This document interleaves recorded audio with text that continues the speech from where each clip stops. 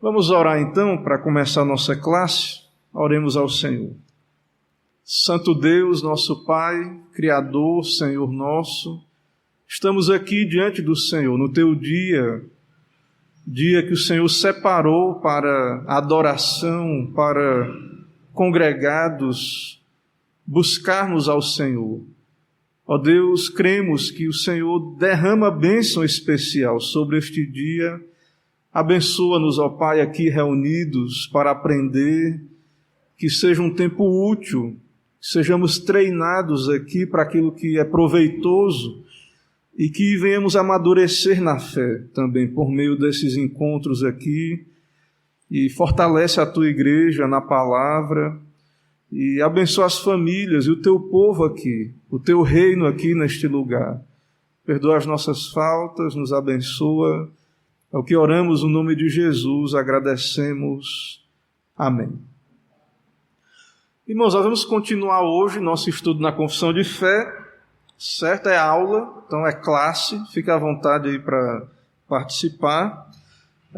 Nós estamos estudando a doutrina das Escrituras, né? Você pode dizer assim, mas é porque para nós somos protestantes, somos evangélicos, cristãos, para nós é ponto pacífico, que a Bíblia é palavra de Deus. Tudo isso, para nós, pode parecer um pouco chover no molhado, mas saiba que lá fora, e o seu filho, que vai daqui a pouco para a universidade, ele vai chegar lá e tudo isso vai ser questionado. A Bíblia é um livro qualquer, é um livro humano, então tudo isso que parece para nós assim, é uma coisa já ponto pacífico, né? Pode até parecer repetitivo para nós que já somos cristãos. Fique atento, porque há muita disputa sobre esses assuntos na escola, na faculdade, na sociedade. Então é muito importante a igreja estar fundamentada nessa doutrina das Escrituras e nessa verdade que vamos ver hoje, se Deus permitir, da inspiração. A Bíblia ela é diferente. Ela não é um livro qualquer, ela é palavra de Deus. Em que sentido ela é palavra de Deus? É o que nós vamos ver. Mas antes de entrar na inspiração, nós vamos continuar tratando do cânon, né, do Novo Testamento. Pode passar aí os livros novamente, só para fixar. Esse livro aí, o Sola Escritura, a aula hoje é a aula do pastor Paulo Anglada. Eu estou praticamente trazendo aqui para nós, com o meu comentário, mas os créditos aí totalmente do reverendo Paulo Anglada nesse livro aí, Sola Escritura. Pode passar. Também outros livros que já citamos. Pode passar. Irmãos, nós já lemos aqui a seção que estamos tratando. Então, só para revisar, sob o nome de Escrituras Sagradas ou Palavra de Deus escrita, inclui-se agora todos os livros do Antigo e do Novo Testamento, que são os seguintes. Pode passar. Então, nós já discutimos o Antigo Testamento, né, o cânon como surgiu, está gravado, a gente perdeu, né? Eu vou tentar fazer essa aula aí, que a gente perdeu a gravação. Eu vou tentar fazer uma sala, né, online ali, para a gente revisar e passar esse conteúdo que não ficou gravado. A gente teve um problema aqui na gravação, então, mas eu vou passar para os irmãos. Mas a gente já tratou disso na aula anterior, no Antigo Testamento. No próximo slide tem um novo, que é o que nós vamos tratar hoje, né? Esses livros aí, não existiram só esses. Haviam outros livros de crentes piedosos que escreveram, outros de pessoas que atribuíram aos apóstolos a autoria. Por exemplo, Evangelho de Tomé existiu, né? Apocalipse de Pedro. Existiam outros escritos, mas que não entraram aí. Então, não é tão simples assim. Nós vamos ver que haviam outros escritos apócrifos, né? Pseudepígrafos, mas esses livros aí são aqueles que Deus inspirou e a igreja reconheceu como os livros que entraram no cânon. Pode passar. Então a nossa confissão de fé está dizendo aí, né, todos eles são dados por inspiração de Deus, para serem a regra de fé e prática. Então, isso aqui é a nossa doutrina bíblica, que estes livros aí, essas listas, esses livros Deus nos deu de modo extraordinário, por meio de inspiração. Então, isso é uma doutrina, esta é uma doutrina cristã, bíblica e nossa. Nós, presbiterianos, nós, cristãos, nós cremos que a Bíblia é um livro inspirado, certo? É um livro inspirado. Em que sentido? Nós vamos ver, se Deus permitir, hoje. Então, esses livros são regra de fé e de prática. Pode passar. Eu já comentei na aula anterior esses versículos, que estão aí, pode ir passando. Então, são a base confessional, a base bíblica que a confissão de fé usou. Então, os irmãos, eu posso passar o slide. Isso também está disponível aí na confissão de fé, os textos bíblicos. Mais à frente tem um slide aí falando dos livros apócrifos, que nós já tratamos também dos livros apócrifos. Então pode passar as citações dos livros apócrifos até o slide 14. Pode ir até o slide de número 14. Meus irmãos, então, nós já vimos o Antigo Testamento, quem estava aqui lembra. Eu vou ter que passar, porque, na verdade, senão a gente vai perder muito tempo revisando e não vai avançar. Então, é por isso que é bom a ideia da gente gravar e dos irmãos acompanharem, até revisarem esse conteúdo, porque, na verdade, a gente precisa fixar e, às vezes, uma aula aqui você não vai conseguir fixar tudo. Mas, então, eu tenho que avançar. Qualquer dúvida, depois pode me procurar também sobre a aula passada. Irmãos, é óbvio, então, indo agora para o Novo Testamento, é óbvio que os judeus não aceitam o Novo Testamento. Quando eu falo judeus, não é os judeus que se converteram, porque Pedro era judeu, Paulo era judeu. No dia de Pentecoste, 3.000 judeus se converteram. Nós estamos vendo isso no livro de Atos. Então, a nação judaica, o judaísmo como religião, eles são judaísmo, eles não se tornaram cristãos justamente porque eles não creem que Jesus é o Messias. Ah, pastor, mas existem igrejas messiânicas. O que são igrejas messiânicas? Existem aí igrejas, de, judeus que creem que Jesus é o Messias. E tem pessoas cristãs que são meio judaizantes, é uma coisa meio confusa, mas existem aí os judeus messiânicos, que eles acreditam que Jesus é o Messias. Então, eles, nesse sentido, são cristãos, mas eles só falam o nome hebraico de Jesus, aí Yeshua HaMashiach, guardam as festas judaicas, alguns aí, a Páscoa, fazem o jejum Yom Kippur.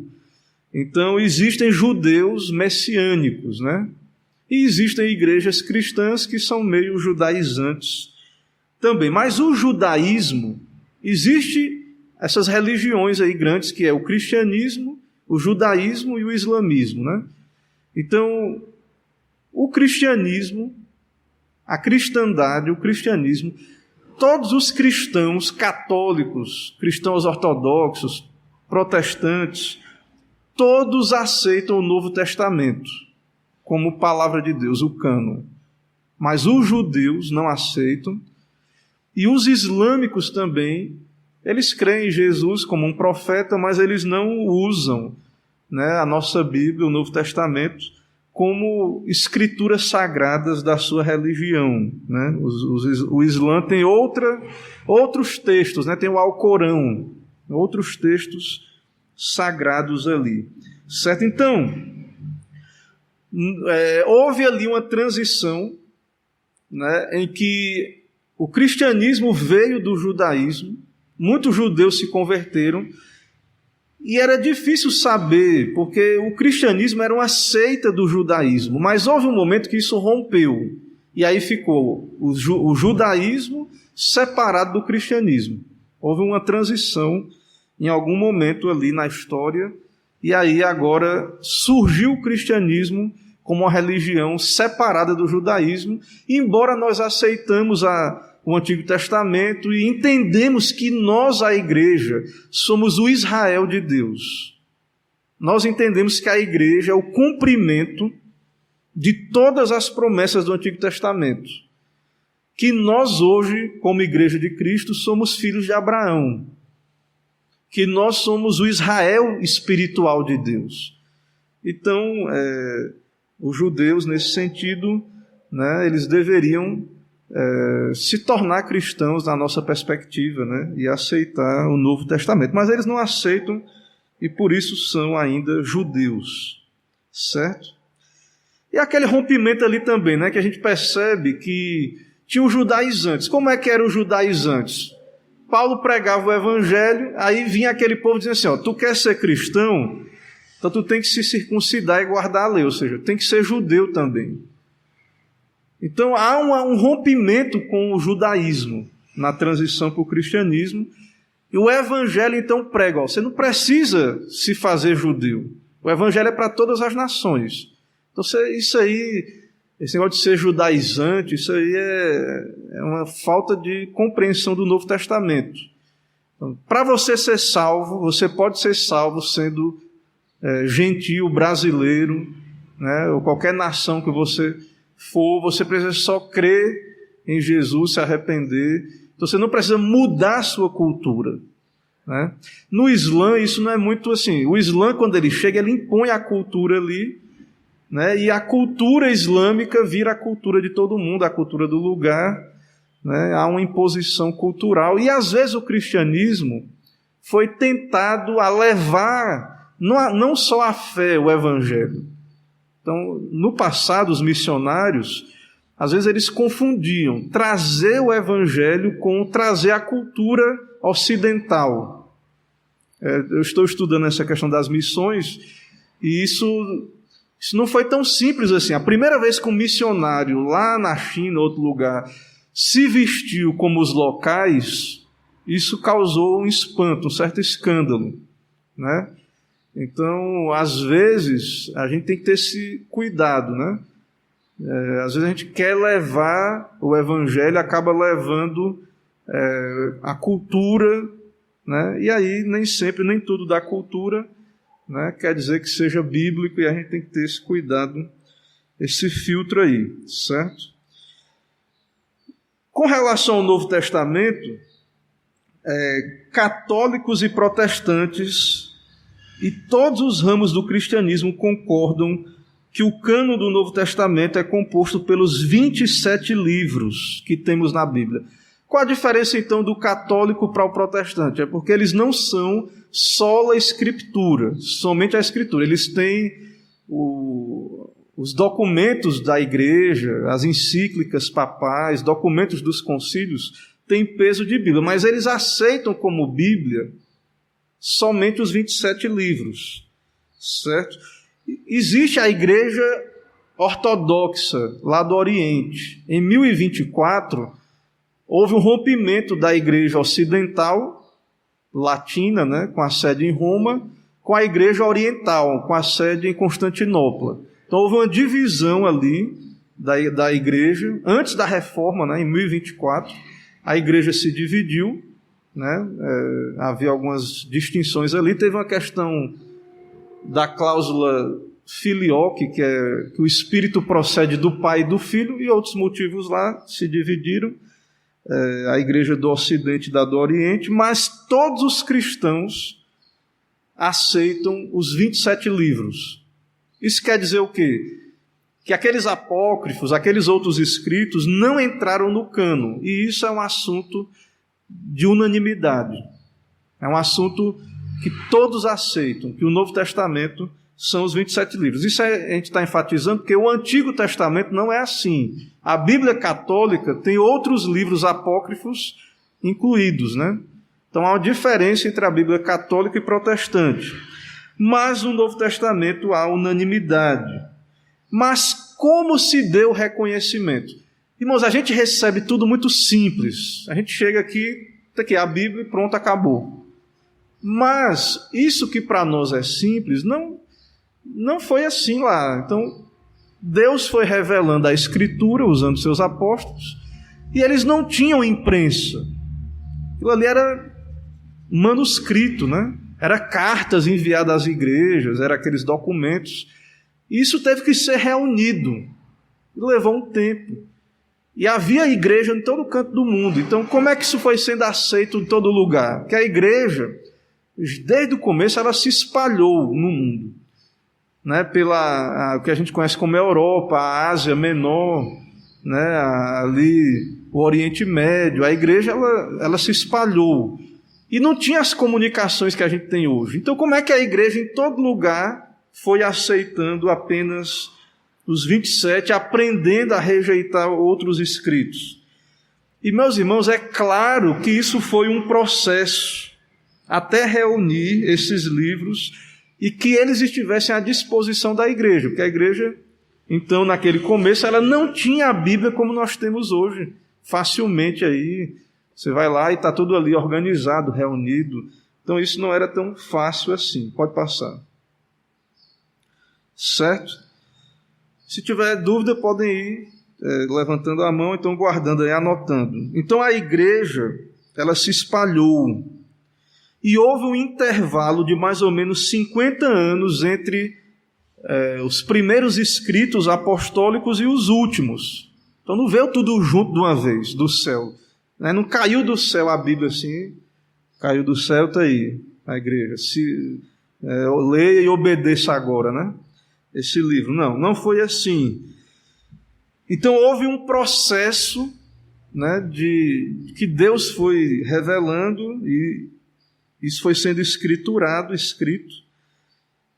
E esses livros são diferentes, né? Tem uns que são maiores, uns têm mais doutrina, outros são mais práticos, né? Então nem todos têm a mesma relevância, pelo menos para cada época, né? Então, você lembra ali das cartas de João, né? Tem 1ª, 2ª e 3ª João. Algumas cartas de João ali são cartas, assim, não tem aquela profundidade de Romanos, né, por exemplo. E havia outras produções literárias, outros evangelhos, Atos, cartas e Apocalipses. Então tinha gente escrevendo outras coisas. E para dar peso, colocava o título como se fosse um apóstolo que tivesse escrito. Um pseudônimo, né? Usava-se. Então, assim, por exemplo, vamos fazer aqui uma comparação, né? Eu sou um pastor simples, não sou midiático, né? Não sou conhecido. Então, se eu falo alguma coisa, isso não repercute muito, né? Então, se você coloca assim, pastores são conhecidos hoje, né? Hernandes ou Augustos. Se você faz um texto e assina assim, Hernandes Dias Lopes, todo mundo vai querer ler aquele artigo, né? Aquele texto. As pessoas vão ter mais curiosidade. Então, naquela época ali, mais ainda com o peso da autoridade apostólica, se você diz, esse evangelho quem escreveu foi Tomé, ou foi Bartolomeu, outro apóstolo lá que a gente não conhece muito, então as pessoas iriam dar crédito àquele escrito. E isso era usado, né? Isso era usado para poder tornar aquele escrito mais popular. Então, não pense que havia só o Apocalipse de João. Tinha outras cartas ali e outros documentos. E a igreja precisou de um tempo para avaliar qual era inspirado e canônico, qual tinha autoridade e qual não tinha. E isso aconteceu num processo que, por volta de 100 anos, esses livros foram conhecidos, reunidos, reverenciados e tidos como autoritativos, né? Há evidências disso. Então, num período de 100 anos após ali a revelação desses livros, a igreja conseguiu separar uns dos outros e perceber ali, né, reunir esses livros. Quais foram os critérios usados? É o próximo slide, a gente vai começar a ver. Quais são os critérios usados? Por que apenas 27 e não os outros? Irmãos, nós cremos por causa da inspiração. da doutrina da inspiração. Ou seja, esses 27 foram inspirados por Deus. Nós vamos entender isso mais à frente, como é que é essa questão da inspiração. Mas, falando fácil, esses 27 são palavra de Deus, certo? Então, sendo palavra de Deus, não são escritos meramente humanos. Tem o autor humano, mas há uma autoria divina. E esses livros, então, eles têm mais autoridade, né? Eles têm mais peso, né? É como o profeta no Antigo Testamento. O profeta ele começava dizendo assim, ó, assim diz o Senhor. Aí todo mundo, não, Deus está falando. O apóstolo no Novo Testamento, quando esse escrito é apostólico, então é Deus falando. Então há esse peso maior e há alguns critérios usados. Então, vamos conhecer os critérios usados para identificar os livros do Novo Testamento. Pode passar. O primeiro critério e mais básico é o testemunho do Espírito Santo, que é Deus e que inspirou, né, os autores. Então, o critério principal e básico é o testemunho do Espírito. E isso dado à igreja, porque o indivíduo isolado ele pode errar. Claro que a coletividade pode errar também, mas aí houve um testemunho do Espírito e a igreja como um todo foi reconhecendo. Então é mais difícil de errar, né? Então, pela direção do Espírito, né, foi sendo aceito. Nós vamos ver aí na exposição que alguns crentes individuais erraram, rejeitaram alguns livros, colocaram em questão alguns livros, mas pelo testemunho da igreja como um todo, isso foi nos dado com mais segurança, o testemunho do Espírito na igreja como um todo. Mas não foi a igreja que determinou o cânon. É o Espírito que inspirou essas palavras e a igreja, iluminada pelo Espírito, reconheceu a voz de Deus nestes textos. Então, o reverendo Paulo Anglada cita aí esse William Whittaker, né? O Whittaker, aportuguesando aí, que é um autor citado pela Assembleia de Westminster. Ele diz: a autoridade da igreja pode, a princípio, mover-nos a reconhecermos as Escrituras, mas depois, quando nós lemos as Escrituras e as compreendemos, concebemos uma fé verdadeira. Então, a igreja, nós aqui, a gente prega, a Bíblia é a palavra de Deus, ela é inspirada, né, o testemunho da igreja. Mas quando as pessoas vão lá e leem a Bíblia, elas veem, esse livro é diferente. Ele tem uma autoridade, o Espírito fala por esse livro. Há verdades, então o Espírito é quem convence. Né? Não é nós que vamos convencer. Então a igreja, ela apenas testifica, ela é uma testemunha, né? Mas o testemunho do Espírito que é mais fundamental nesse sentido, né? E, certo? Pode passar. Testemunho do Espírito, então, certo?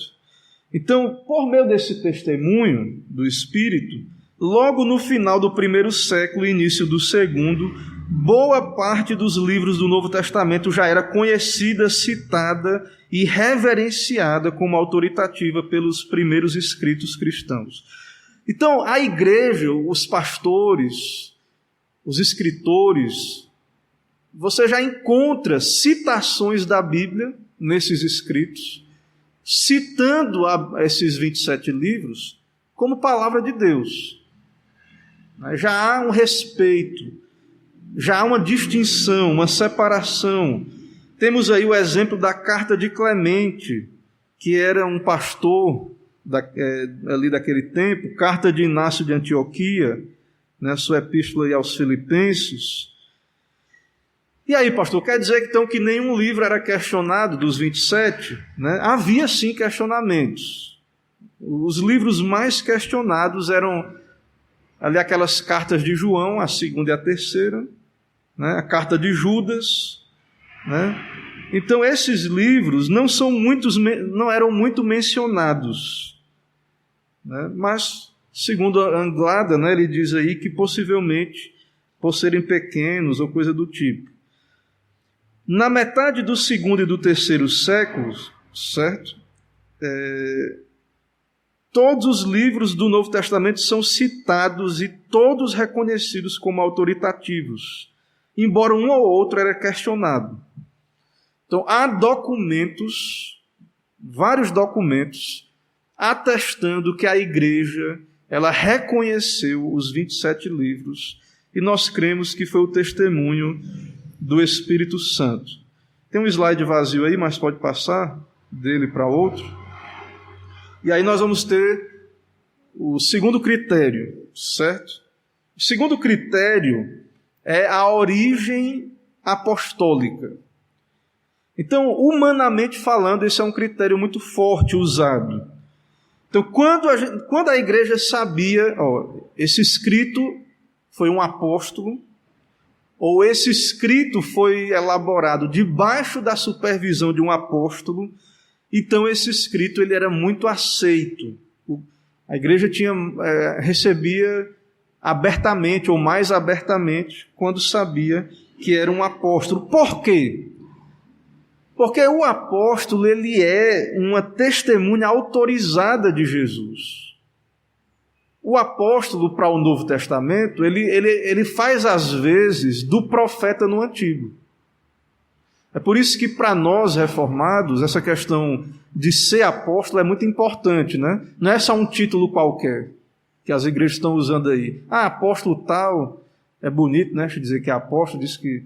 Então, para nós, a apostolicidade, para a igreja, não só para nós, né? Para a igreja cristã, é algo de muito peso, né? Então, ser apóstolo, quando Paulo diz, né? Apóstolo, né? Da parte de Deus, nas suas cartas, então, isso era uma autoridade muito grande, é como um profeta. Imagine o respeito que o povo de Deus tinha pelos profetas ali no Antigo Testamento. Não quando o povo estava em pecado, né, na incredulidade que eles não gostavam, mas o judaísmo, né, recebeu e respeitou grandemente os escritos proféticos do Antigo Testamento. Então, a mesma coisa aconteceu com os apóstolos no Novo Testamento. Então, para os pais da igreja, esse era um critério importantíssimo. Se um livro era de origem apostólica, isso era suficiente para eles acolherem. Se não, era com relutância. Então, todos os livros canônicos eram de autoria apostólica ou tiveram origem apostólica. Eu vou falar disso mais à frente, mas só para esclarecer, porque tem alguns livros que você diz, não, mas Marcos não era apóstolo. Então, a tradição nos diz que Marcos, João Marcos trabalhou orientado por Pedro. E Lucas, que não era apóstolo, diz a tradição que Paulo, ele era companheiro de Paulo e que ele fez uma pesquisa, né? Diz até que Maria, mãe de Jesus, ele ouviu, né, no seu documentário ali, quando ele foi reunir os documentos, ele teria até ido atrás de Maria, a mãe do Senhor, mas que Paulo está por trás, a supervisão do apóstolo Paulo, certo? Então, há esse entendimento aí, que o Novo Testamento é apostólico, é a doutrina dos apóstolos, tem autoridade apostólica, certo? Pode passar. O terceiro critério usado é o conteúdo dos livros. A Bíblia, são 40 autores que escreveram, e não há desacordo. Então, qualquer escrito que aparecesse ali, que estivesse em desacordo com o que Jesus falou e os apóstolos, era rejeitado. Então, os apócrifos, você vai conseguir identificar e rejeitar por conta disso, porque vai ter ali, até pode começar bem, aí vai ter um momento que ele vai contradizer alguma coisa, ou trazer uma novidade, né? E nós vamos ver aí que Paulo ele dizia, ó, se vem alguém, um anjo vier do céu pregando outro evangelho, seja anátema. Alguém traz uma revelação, alguma doutrina, alguma orientação que parece contradizer o que já está escrito. Esse espírito aí não pode ser o espírito de Deus. Isso é o espírito só pode ser de Satanás, né? Então, para nós, irmãos, isso é muito sério. Esse negócio de revelação e aí coisas que acrescentam à Bíblia. Porque o Espírito é Deus e ele inspirou a Bíblia. E ele não vai revelar uma coisa que contradiga ele mesmo. Então, esse Espírito que fala aí, que contradiz as Escrituras, não é o Espírito de Deus. Não é o Espírito que nós servimos, né, que é Deus. Certo? Então, baseado nisso, muita coisa cai por terra, né? Muita coisa vai cair por terra. Próximo critério. As evidências internas. As Escrituras não são pneumagrafadas, nem pneumapreservadas. E o mesmo se refere ao cânon. Você já viu aquele pessoal que é espírita, né? Que eles recebem o Espírito, aí o caba, ele fecha aqui o olho e começa a escrever aqui o que o Espírito está dizendo para ele. Quando nós falamos da inspiração das Escrituras, não é isso que a gente quer dizer não, certo? O Espírito inspirou, supervisionou, e nós vamos ver isso quando estivermos mais na parte da inspiração, mas isso não anulou a personalidade, né, dos apóstolos. Isso não foi dado assim mecanicamente. E a preservação das Escrituras também foi uma obra da providência de Deus. E o cânon também não foi dado assim. Não foi o Espírito que chegou para um apóstolo ou alguém e disse assim, ó, escreve aí. Aí o apóstolo chegou, escreve aí. Aí o cânon é esses 27 livros, ele saiu escrevendo. Não foi assim que a igreja recebeu o cânon. Então, esses critérios foram sendo usados. Evidências, como eu falei aí, né, e essas referências aí vão falar, né? Gálatas 1:8, Paulo vai dizer que se um anjo vier e pregar outro evangelho, seja anátema. Veja aí Gálatas 1:11 e 12. Veja aí o que Paulo diz. A consciência de Paulo de que ele estava falando da parte de Deus, quando ele diz no verso 11 e 12, ele diz assim, Gálatas 1:11 e 12. Faço-vos, porém, saber, irmãos, que o evangelho por mim anunciado não é segundo o homem, porque eu não recebi nem o aprendi de homem algum, mas mediante revelação de Jesus Cristo. O evangelho foi recebido como revelação. Deus revelou a Paulo. E aí Deus usou Paulo para escriturar a Bíblia, né? O que ele é autor, né? As partes que ele é autor. Então, aqueles escritos não eram escritos comuns, humanos, certo? Aí nós vemos as citações aí de 1 Tessalonicenses 5:27 e Colossenses 4:16, que a igreja recebia assim esses escritos. Essas cartas, o apóstolo dizia, Paulo, que essa epístola seja lida a todos os irmãos, ou seja, é palavra de Deus, tinha que ser lido na igreja. E não leia só aqui, mande para as outras igrejas, certo? Então as cartas de Paulo são Bíblia, são palavra de Deus. Era enviada ali para uma igreja, mas o propósito era edificar todas as igrejas, certo? 2 Tessalonicenses 2:13, que está aí no slide, Paulo diz, né? Outra razão ainda temos nós para incessantemente dar graças a Deus, é que, tendo vós recebido a palavra que de nós ouvistes, que é de Deus, acolhestes não como palavra de homens, e sim, como em verdade é, a palavra de Deus, a qual com efeito está operando eficazmente em vós os que credes. Então aquela palavra ouvida, Paulo é recipiente da revelação, ele é apóstolo, ele é como um profeta. Então aquela palavra que Paulo chegava e pregava como apóstolo, como é que a igreja recebia? Palavra de Deus, Deus está falando. E para nós, irmãos, o que foi escrito, essa palavra aqui, ela é recebida da mesma maneira. Quando nós lemos a Bíblia, ouvimos a pregação, essa palavra, para nós, ela é palavra de Deus, não é de homens.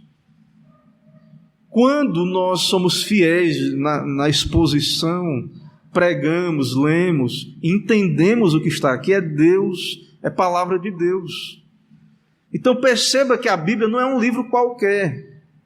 Ela não deve ser ouvida com a mesma atitude de um livro qualquer. Deus está falando. Então a igreja, como é que a igreja recebe a Bíblia? Como é que nós recebemos a pregação, né, fiel das Escrituras, ou a leitura bíblica? Como é que lemos a Bíblia? Então, a igreja, nós entendemos que a Bíblia ela é palavra de Deus. Nós devemos receber com a mesma reverência, como se vivêssemos ali na época apostólica e Paulo chegasse na igreja para pregar. É claro que hoje os pastores não são apóstolos, né? Não somos infalíveis, então exige de nós estudo da Bíblia, preparo, oração, para que possamos entender fielmente, transmitir, e um comissionamento, eu creio que há uma vocação para isso, né, para pregação, mas a igreja deve receber a Bíblia. Né? A importância maior hoje, né, não é no pregador, mas na palavra de Deus, embora Deus chama os seus ministros, e Ele usa pessoas, né, para serem comunicadores da sua palavra hoje. Mas não são pessoas infalíveis, né? Nós não somos inspirados, pastores não são inspirados. Por isso que você tem que estudar também, conferir, orar, avaliar o pregador. Então, não é só porque chegou aqui e subiu no púlpito que tudo que falou está certo, não. Certo? Então, eu não tenho esse poder, né? Não tenho essa autoridade, né? Mas eu tento ser fiel naquilo que Deus me chama. Tenho muitas limitações, e então os irmãos têm que estar orando e conferindo nas Escrituras, e a igreja não é só ouvir e tudo não está certo, não. Confira, veja, o que for fiel às Escrituras, aplique à sua vida, e se houver algo que não for, você não deve submeter a nada que não seja bíblico, né? Que não seja palavra de Deus. Pode passar aí, esse slide eu já citei, esse texto, é muito importante, porque ele revela, e Pedro revela a consciência de que eles estavam escrevendo Bíblia. Né? Esses aqui eram apóstolos de verdade, né? Eles estavam falando, escrevendo Bíblia. Então Pedro, ele diz, tende por salvação a longanimidade de nosso Senhor, como igualmente o nosso amado irmão Paulo escreveu, segundo a sabedoria que lhe foi dada, ao falar desses assuntos, como de fato costuma fazer em todas as suas epístolas, a quais há certas coisas difíceis de entender, que os ignorantes e instáveis deturpam, como também deturpam as demais escrituras para a própria destruição. Então, os escritos de Paulo, em pé de igualdade com o Antigo Testamento, com as demais escrituras. Então é muita autoridade, né? Ser apóstolo, ser autor, né? de texto sagrado. Pode passar.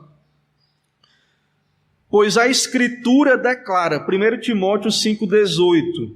Aqui, irmãos, é uma citação, é a Bíblia, Paulo citando a Bíblia como palavra de Deus. O que é que a Escritura declara? Aí Paulo vai citar aí o Antigo Testamento. É o texto lá de baixo, Deuteronômio 25:4. Não atarás a boca ao boi quando debulha. Então, a Escritura declara, aí Paulo vai citar a palavra de Deus. não amordaces o boi quando pisa o trigo. E ainda, aí agora ele vai citar o Novo Testamento, Jesus, Lucas 10:7. O trabalhador é digno do seu salário. Jesus diz em Lucas 10:7 para os seus enviados, ele diz: permanecei na mesma casa, comendo e bebendo do que eles tiverem, porque digno é o trabalhador do seu salário. E aí Paulo conecta esses textos, Deuteronômio 25:4 e Lucas 10:7, e ele cita o Novo Testamento como escritura, com peso de palavra de Deus igual, o mesmo respeito que havia para o Antigo Testamento, certo? Irmãos, alguma dúvida quanto aos critérios de inspiração? Perceba que a igreja não foi algo mecânico. Isso foi sendo analisado e o Espírito conduzindo ali, mas não foi algo mecânico ali, dado diretamente. Se não tem dúvidas, vamos avançando nosso conteúdo. Tem os livros disputados, pode passar. Os livros disputados são livros que causaram dúvidas naqueles pais, nos crentes ali. Dúvidas quanto à sua canonicidade. Alguns livros nunca foram questionados, mas outros sim. Quais foram os livros questionados? Hebreus, Tiago, 2 Pedro, 2 e 3 João, Judas e Apocalipse. Por que foram questionados? Cada um tem um motivo. Por exemplo, a carta aos Hebreus não tem assinatura de Paulo, que é o provável autor. Então, o vocabulário, o estilo parece ser diferente do de Paulo. O estilo. Então, as pessoas questionavam, será que não foi Apolo? Ou será que não foi Barnabé? E aí surgiram teorias de que teria sido outros autores, embora a teoria maior é que seja o próprio Paulo. Mas a igreja, então, ficava meio em dúvida ali. 2 Pedro, por quê? Diferença de vocabulário. Então o pessoal estudava a segunda carta de Pedro, comparava com a primeira, e dizia, não pode ser a mesma pessoa. Só que dependendo do assunto, a gente muda o vocabulário, dependendo do contexto. A gente adapta o nosso vocabulário. Judas, 2 e 3 João, por ser pequenas e aparentemente relevantes. Mas o que é irrelevante em um momento pode não ser em outro. E tamanho, não quer dizer nada. Se Deus falou, não importa se falou em muitas palavras ou poucas, muito ou pouco. Mas se é palavra de Deus, é palavra de Deus para nós. Então, houve esses livros disputados aí. Tem o caso de Apocalipse, que foi aceito no começo, logo de cara foi aceito. Mas depois, alguns pais, como Eusébio de Cesaré e Dionísio, lançaram dúvidas, certo? Então, haviam motivos, não era assim uma dúvida gratuita, certo? Tiago, qual é a dúvida na carta de Tiago? Aparentemente, Tiago parece contradizer Paulo, mas essa discrepância, ela é aparente, Eles concordam, mas aparentemente parece, até Lutero teve dificuldade, com essa carta de Tiago. Mas, irmãos, essas dúvidas aí não diminuem a autoridade desses escritos. E esses livros prevaleceram sobre toda dúvida. E estão aí hoje, são a nossa Bíblia e são palavra de Deus. Pode passar, tem um slide em branco, mas pode ir direto. É em branco? Não é em branco, não está aparecendo. Pode passar. Isso aí, não está em branco não. Conclusão. Essa é a conclusão da parte do cânon do Novo Testamento. Depois eu vou para a parte da inspiração, no tempo que restar, brevemente. Mas a conclusão, então, vamos aplicar algumas conclusões aí. Paulo Anglada que traz aí essas aplicações. Então, esse cânon prevaleceu por quê? Devido ao seu poder espiritual inerente, ou seja, devido à inspiração. Cremos na inspiração. O seu poder convenceu todos os ramos do cristianismo que concordam nesse ponto. Então, toda a cristandade, todos os cristãos receberam esses livros a unanimidade, né, unidade muito grande quanto a isso. E nós cremos que é porque o Espírito testifica, há um poder espiritual nesse material aí, que é a palavra de Deus. Então, desde Atanásio, que foi o primeiro a preparar uma lista completa até hoje, nenhuma objeção tem sido levantada. Então, na época de Atanásio, ele fez uma lista e teve outras pessoas que criaram as suas listas, tirando alguns livros, incluindo outros, alguns hereges, né, como Marcião, que questionaram, que amputaram alguns livros da Bíblia, né, tirou alguns livros, mas de modo geral, a igreja tem aceito esses livros, certo? De modo geral, tem aceito. Então, nós também aceitamos dúvidas, perguntas, comentários quanto a essa questão do cânon do Novo Testamento. Antes de entrarmos aí na última parte, na inspiração, diga lá, Emerson. Certo.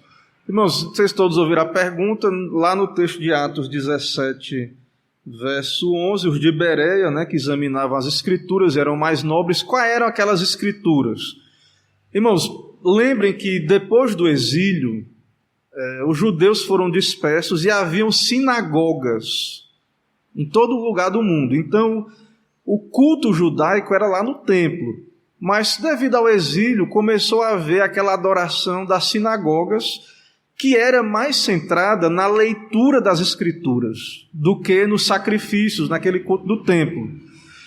Então, esse povo que não podia ir para Jerusalém, né, eles reuniam nas sinagogas e eles ouviam a leitura das Escrituras, decoravam e eles conheciam as Escrituras e tinham acesso a essas Escrituras, que eram o Antigo Testamento, né? Então, ali nesse período aí, Paulo estava plantando a igreja, né? O cânon do Novo Testamento não estava formado, mas se você ler muita coisa do Novo Testamento, é o Espírito explicando e iluminando o Antigo. Certo? Muita coisa que era pregada era dizendo, ó, tá vendo? Isso aqui que o Antigo Testamento falou se cumpriu em Jesus.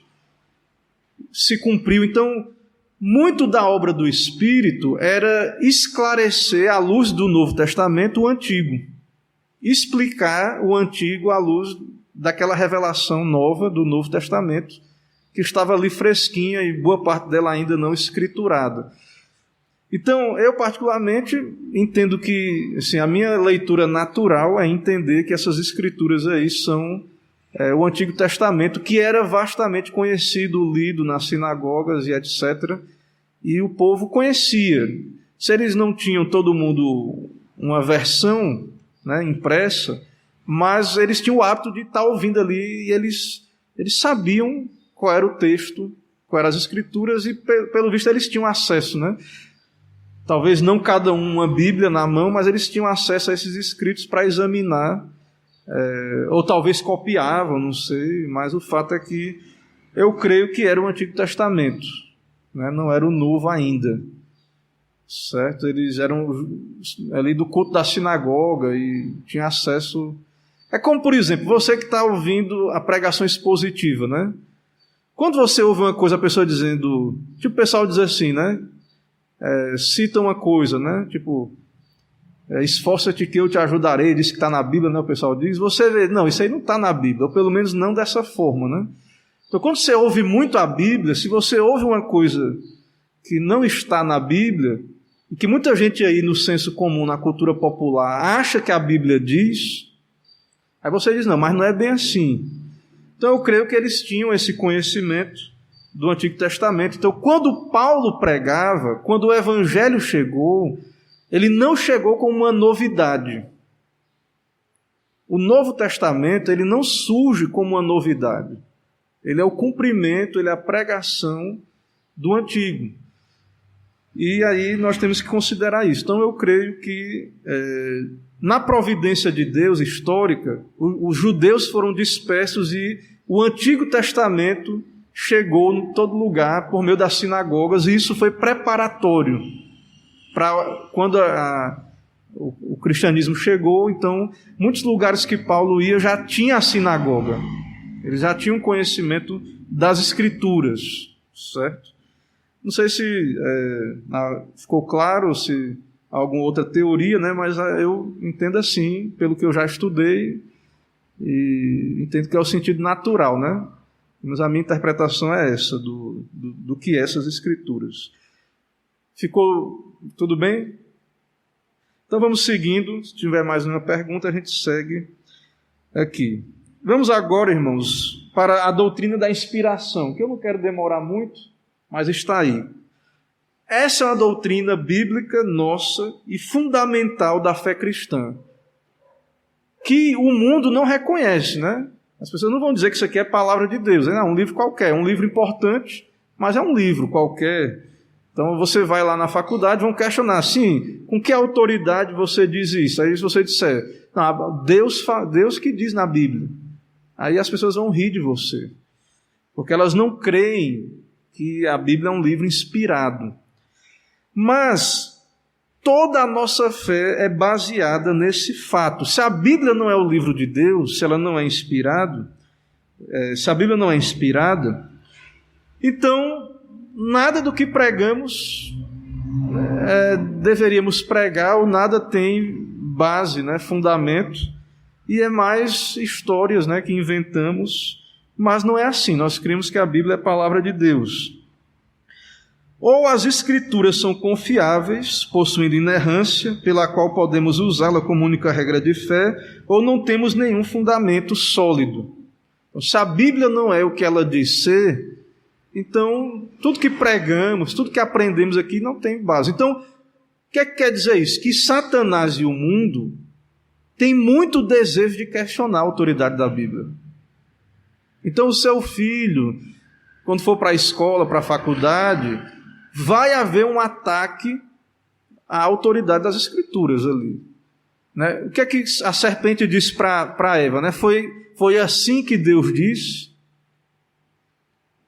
questionando a autoridade, né, do que Deus falou, ali naquele caso ali específico. Então, se Deus não disse, ou se não é palavra de Deus, tudo muda. Então, todo o nosso pensamento é questionado quanto a isso.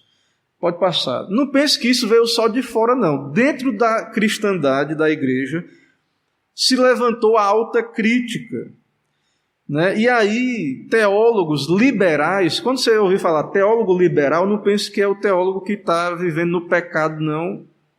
Há um sentido que pode até ser isso, mas historicamente, o liberalismo teológico foi um movimento que questionou a infalibilidade, a inerrância, a inspiração das Escrituras. Pelo menos eles diziam assim, que dentro desse livro, que nós conhecemos como Bíblia, ele contém palavra de Deus. Então tem parte que é e tem parte que não é.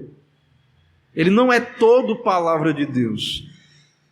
Mas a igreja cristã, em todos os séculos, tem mantido a convicção de que a Bíblia é palavra de Deus.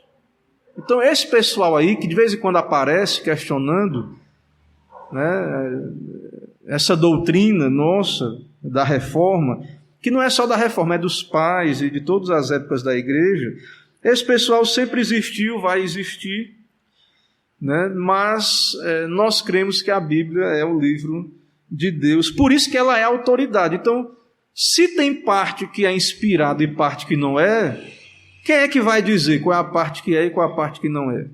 Então essa é a crítica ao liberalismo, né? Pode passar. Então vamos ver aí qual é o significado da doutrina. Qual é o significado da doutrina da inspiração? As Escrituras são de origem divina. Os 40 autores humanos foram guiados pelo Espírito.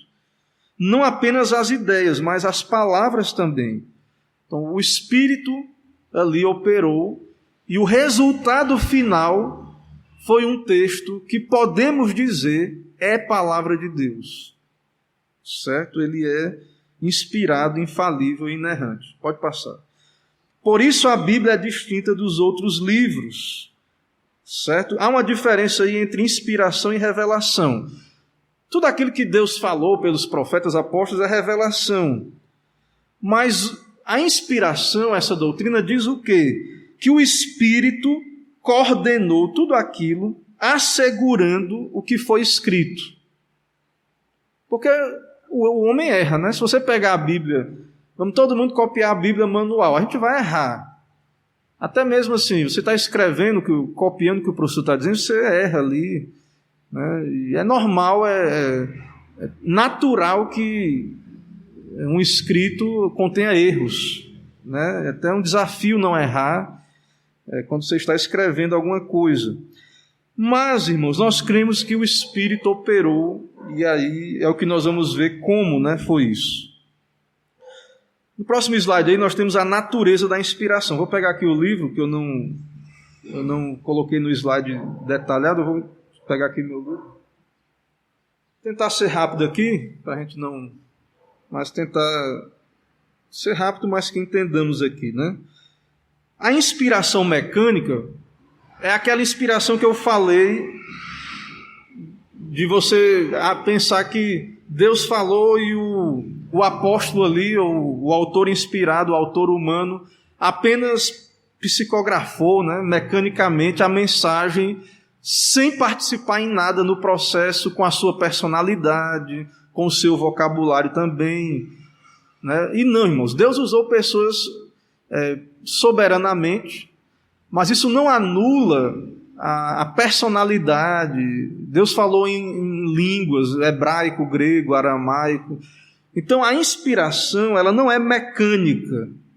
Né? As pessoas que creem na inspiração mecânica, nós não concordamos com essa teoria. Né? A reforma protestante não concorda com essa teoria aí de inspiração.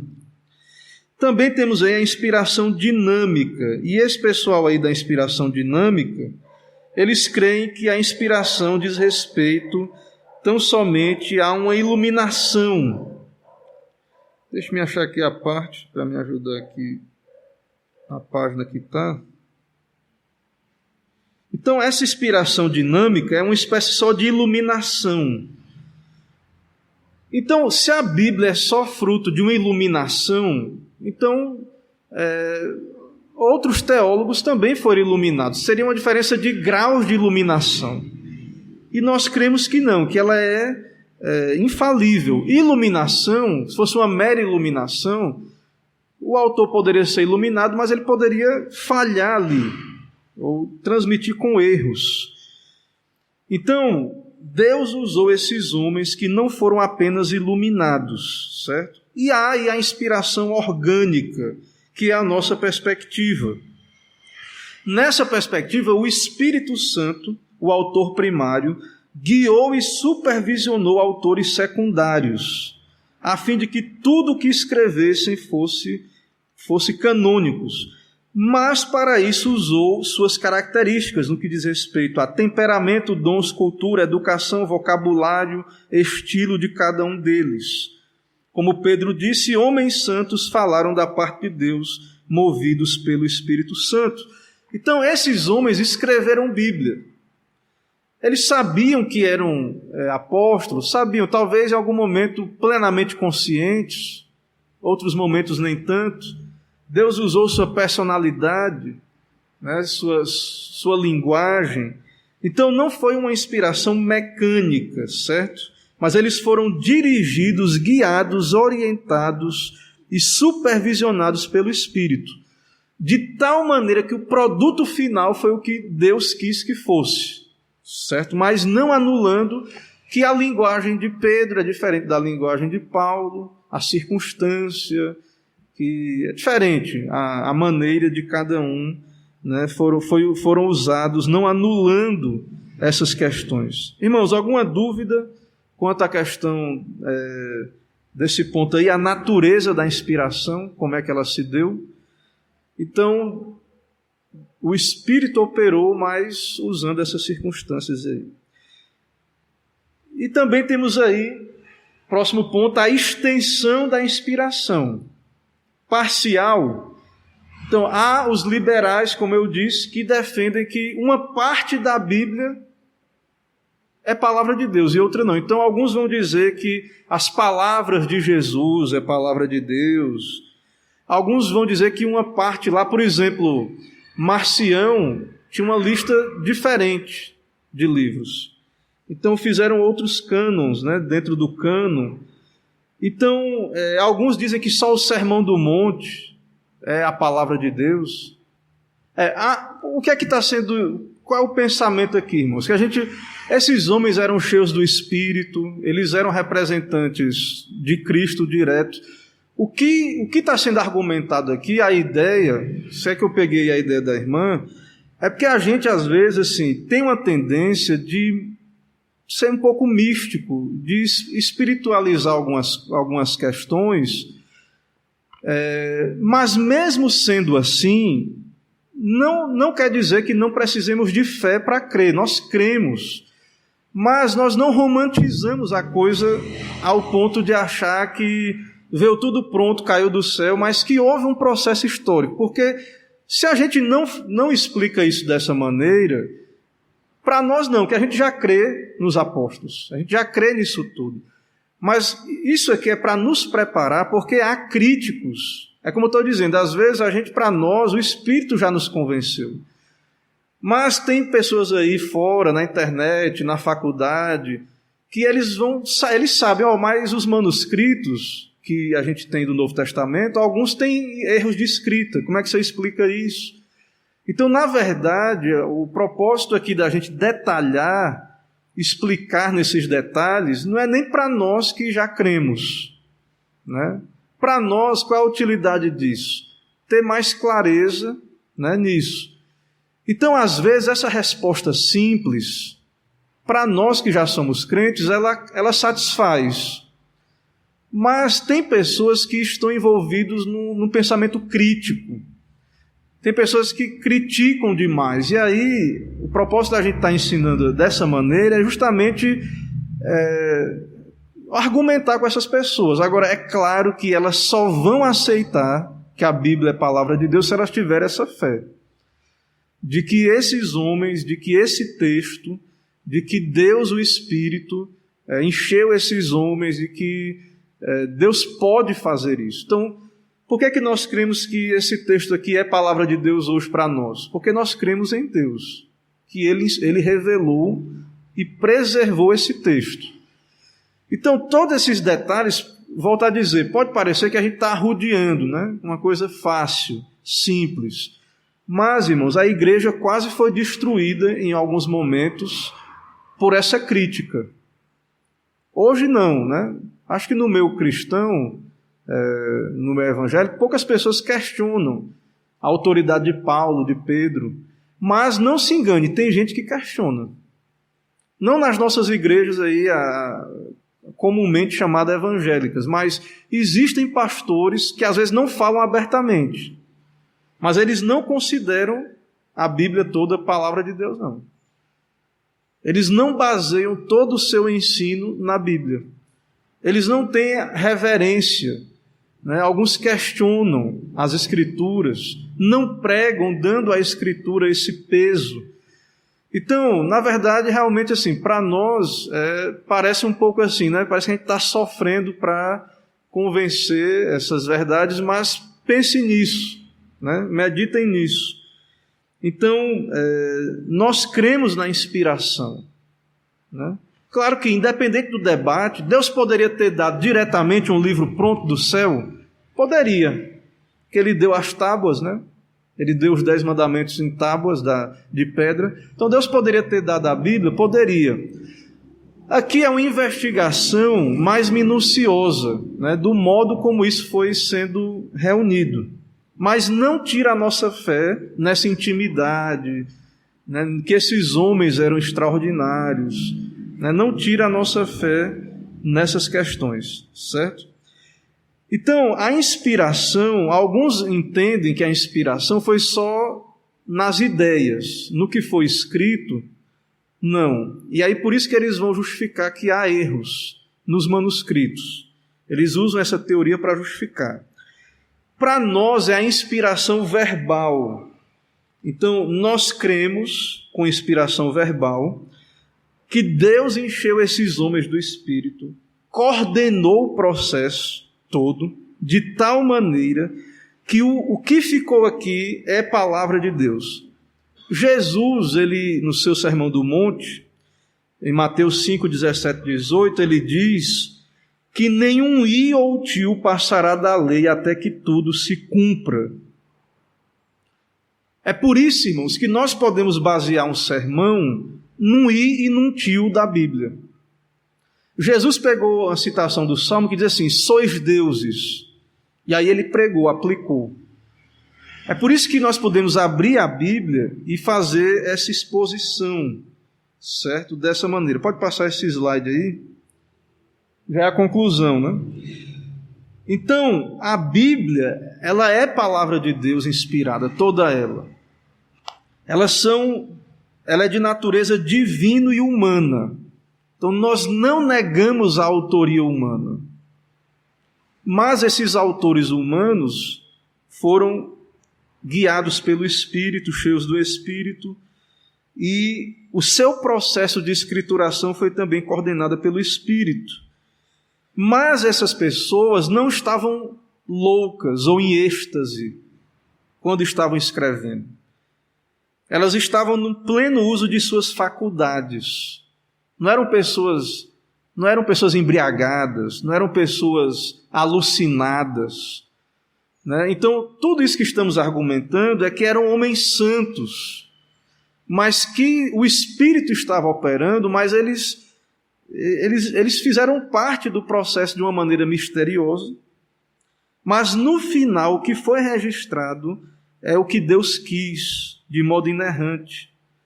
Então não podemos ir à Bíblia como um livro meramente humano, pneumagrafado, ignorando o seu contexto histórico. Então, essa autoria humana também nos faz ter que aprender o grego, nós que somos pregadores, o hebraico, porque Deus revelou a homens que falavam uma língua, que tinham um contexto histórico, que tinham ali toda uma situação. Então nós não rejeitamos a característica humana da Bíblia, mas ela é um livro divino e humano, não é só divino.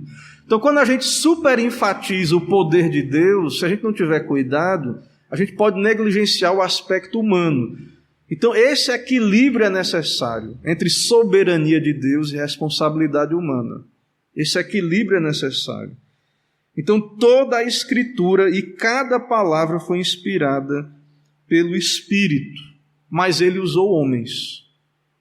Então às vezes, talvez a questão que a gente fica nesse arrodeio, né? É porque algumas pessoas, nessa tentativa de exaltar o poder de Deus na inspiração, podem acabar anulando o aspecto humano. E um crítico vai ver que não tem como passar por alto que há um aspecto humano, né? Homens foram usados, com a língua, com a gramática, com uma cosmovisão ali, com um contexto histórico. Então, o estudo ele nos leva a entender isso, que a Bíblia é um livro, acima de tudo, divino, mas um livro, claro, que Deus usou homens. É óbvio para nós, né? Mas é importante também entendermos isso. Irmãos, o tempo acabou. Mais alguma dúvida, mais alguma pergunta final, só para a gente bater o martelo aí e encerrar nossa aula?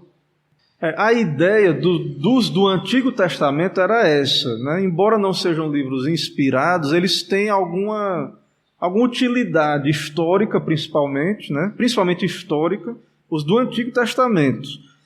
E talvez ali alguma questão moral, mas assim, para santificar eu já acho complicado, né? Você falar para santificar eu já acho complicado, embora, né, a gente, como você falou, a gente tem algumas cartas ali que na verdade não eram apócrifas, né? Carta de Clemente, outros escritos, que acabam expondo a Escritura e falando de assuntos bíblicos, e acaba que são úteis em alguma maneira. Mas assim, os do Novo Testamento, talvez ali eu tenho que fazer uma pesquisa mais apurada, mas eu acho que eles não são alguns são heréticos mesmo. Porque haviam seitas como o gnosticismo. Então, por exemplo, o Evangelho de Tomé é um evangelho gnóstico. Então eles davam o nome ali de um apóstolo, mas eles estavam introduzindo com esses livros heresias, certo? Então, alguns deles são prejudiciais. Agora, quer dizer que você não pode ler? Podemos ler de tudo e reter o que é bom. Agora, não vai ser regra de fé, você não vai ser santificado, e talvez seja uma perca de tempo para muitos. Eu comecei a ler, é um livro volumosíssimo, que não é um apócrifo, mas é a história dos judeus, de Flávio Josefo, que ele faz uma retrospectiva do Antigo Testamento, ele comenta ali, é tipo um comentário. Mas assim, é curiosidade, você vê como um judeu pensa, interpretando o Antigo Testamento, mas não tem, irmãos, a majestade, não tem, a Bíblia é diferente. Talvez a utilidade que você tem é que, ao ir a esse material, você perceba como a gente despreza a Bíblia, como ela é valiosa. Porque esses escritos não têm a profundidade, a majestade, o peso. Então assim, você talvez até se aventure a começar e depois diga, isso aqui, estou perdendo meu tempo com isso, com esses apócrifos aqui, não vale a pena.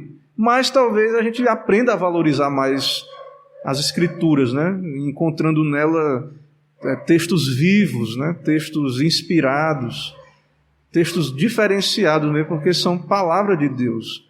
Então a gente precisa fazer essa reflexão aí, certo? Então eu não conheço a lista dos apócrifos do Novo Testamento, mas eu posso lhe dizer que pelo menos alguns deles são heréticos, então são perigosos, em certo sentido.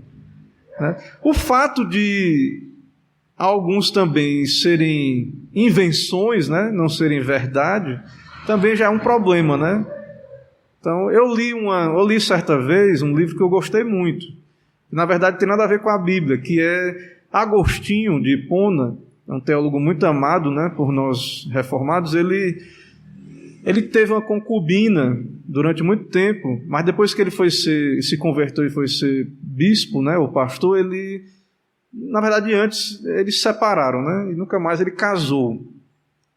E tem um texto aí que é apócrifo, que supostamente é atribuído à mulher, essa mulher que teria escrito para ele. E é muito bonito e encaixa muita coisa. Assim, eu me diverti lendo esse material, achei muito parecido. Assim, você fica, poxa, parece que é verdade mesmo, pode até ser, talvez. Que o autor desse livro disse que foi um manuscrito que foi achado e tudo. Então, assim, nesse sentido de ler, a leitura em si, ela é produtiva, em certo sentido. Mas, eu não sei, talvez ler os apócrifos do Novo Testamento, você tem que estar bem atento, Mas, assim, um livro apócrifo em si não quer dizer que ele seja ruim em si, Então, esse material aí, que eu não lembro agora o nome, essa carta, sim, eu me entreti, com entretenimento, achei curioso, vi, se foi uma coisa inventada, foi muito bem inventada, mais ou menos assim, Mas você tem que ir com essa maturidade, Você tem que ir com essa maturidade, esse filtro, Então, eu não vou dizer assim que é pecado ler o apócrifo, não vou dizer assim, não leia os apócrifos, queime tudinho.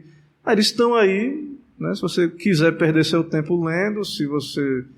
É uma aventura aí, você pode ter, então só tenha esse cuidado aí de que não são palavra de Deus, Então é isso. Isso cabe também a esses livros aí que o pessoal diz que Deus revelou, nas seitas, Um profeta veio, o livro do Mórmon, o livro não sei das quantas, então não são Bíblia, E a confissão de fé também a gente lê, mas sabe que é uma interpretação, não é Bíblia, Então, a gente não vai, pelo menos não deveria, o pessoal acusa a gente de fazer isso, de idolatrar a confissão de fé. Mas a gente tem que ter esse cuidado, para entender que ela não é inspirada, não é inerrante. Não quer dizer que esteja errada. Mas a prova de que a confissão de fé não é Bíblia é que, por exemplo, ela foi revisada, que a confissão de fé lá dos ingleses não é a mesma lá dos Estados Unidos, que houve revisões. Então, a Bíblia não pode fazer isso, Você não pode mexer, revisar, mudar.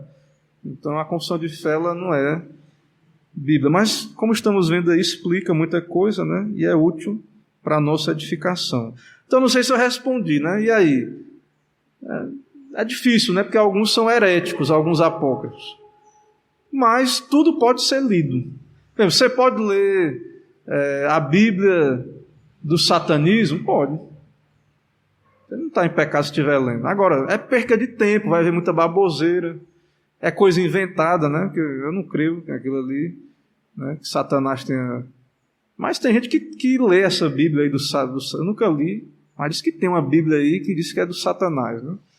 Então, se você ler, você não vai para o inferno se ler, não está em pecado, né? Se ler a Bíblia do Satanás, você pode ser influenciado a pensar errado algumas coisas, pode ser prejudicial, né, para muita gente fraca, mas assim, não existe uma proibição bíblica para que você não leia nada. Pelo contrário, a Bíblia diz, vê de tudo, retém o que é bom, certo? Então leia. Agora, muita gente não tem filtro, né, preparo, e muita gente, sei lá, cai naqueles devaneios, e isso que é ruim. Então,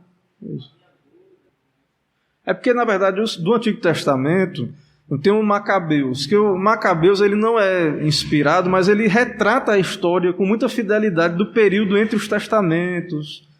Tem aquele Eclesiástico que é sobre... Mas assim, não são Bíblia, não foram aceitos. Então, a Bíblia não proíbe a leitura de outros livros. Não há uma proibição. Você não tem que ficar com a consciência pesada, se está em pecado. Mas eu creio assim, para a igreja pregar ou usar para a santificação, não. Mas por que a gente usa um livro como o Guia Seguro para o Céu? Porque ele está expondo as doutrinas bíblicas. E ele não está pretendendo ser Bíblia. Então tem essa diferença aí, né? Então o problema dos apócrifos do Novo Testamento é que eles tinham pretensão de ser Bíblia. E introduziam erros. Então isso é um problema. Para alguém maduro na fé, alguém que está sendo doutrinado, que conhece o cristianismo, Agora, por exemplo, na verdade, assim, a própria Bíblia, ela é um livro que as pessoas interpretam várias heresias da Bíblia. Então, se você for dizer assim, há um perigo da pessoa virar um herege lendo esses livros. Então, a Bíblia também. Porque, na verdade, todas as seitas e heresias que estão aí vêm da Bíblia. Né? Então, assim, a gente tem que ter esse cuidado, porque às vezes assim, a gente quer impedir, tipo uma censura, né? Vamos censurar os apócrifos, vamos proibir. Não tem, esses livros não têm poder nenhum, eles não salvam nem amaldiçoam ninguém. São livros que estão aí, né? Não são de Deus, né? Não são inspirados. E assim, é uma leitura que a igreja relevou. Assim, a melhor censura que você faz, às vezes, para uma coisa que não tem essa utilidade é largar lá no esquecimento, que foi o que a igreja fez. Você vai dar ibope, né? Você vai gastar o seu tempo, uma coisa que não vai acrescentar. Mas assim, a gente também não pode colocar poder neles, ou um medo, assim, como se fosse uma coisa, porque aí gera curiosidade também. Muita gente vai querer lá, e só porque... o pastor disse que não pode ler, então eu vou querer ler agora. O pastor não recomendou que eu leia. Então, às vezes, isso gera, né, uma curiosidade e tudo. Agora, pode sim, mas essa pessoa, irmãos, que... É porque o tempo já avançou ali, né? Mas só para concluir. Essa pessoa que... Vamos dizer que uma pessoa leu o Evangelho de Tomé e foi desviada. Virou um herege, né? Essa pessoa, ela poderia ser desviada por qualquer outro escrito, né? Ou lendo a Bíblia, entendeu? Essa pessoa ela poderia se perder por outros motivos. Então, assim, eu creio que ela já era instável, né? Ela já tinha uma instabilidade. Então, eu creio que uma pessoa crente mesmo, ela não vai se perder por causa de uma leitura. Então, talvez assim, você possa dizer, você é novo na fé, não perca tempo com isso. Vamos aqui aprender primeiro, depois... Mas assim, dizer que não, eu acho complicado, né? Proibir, eu acho complicado. A minha opinião, né? Assim, irmãos, é a minha opinião também isso. Eu não acho que é uma opinião que vale a pena brigar, disputar, certo? Quanto a ela. É uma questão de opinião. Então pode ser que tenha outro pastor que diga, não tem que proibir mesmo, impedir, mas é uma questão de opinião, né? Então eu penso assim... eu acho melhor assim dizer, leia, se tiver alguma coisa lá estranha, traga, vamos conversar, vamos esclarecer por que não é, né? Eu acho melhor promover a leitura, é melhor que as pessoas estejam lendo, né? E questionando, criticando, discutindo, do que você proibir e impedir a curiosidade ali, porque não tem poder nenhum esses escritos, né? Eles não vão nos impedir ou nos separar de Deus. Irmãos, o tempo avançou muitíssimo mesmo, até eu entendo. Irmãos, quando a gente acontecer isso, quem precisar sair, não há problema nenhum. Eu sei que às vezes alguns irmãos têm compromisso, mas outros têm interesse, então é totalmente natural que você queira sair e pode sair quando a gente se delonga aqui, viu? Não há problema algum. Então vamos orar e concluir nosso estudo. Senhor, muito obrigado, porque podemos aprender do Senhor e discutir aqui esse tema e poder aprender da Tua palavra. Abençoa, Pai, o Teu povo, dá-nos mais reverência pela Tua palavra e saber em quem temos crido. Nos dá um dia de paz, nos leva com a Tua graça, ao que pedimos e oramos em nome de Jesus. Amém. Vamos em paz, até logo mais às 5 da tarde, se Deus permitir.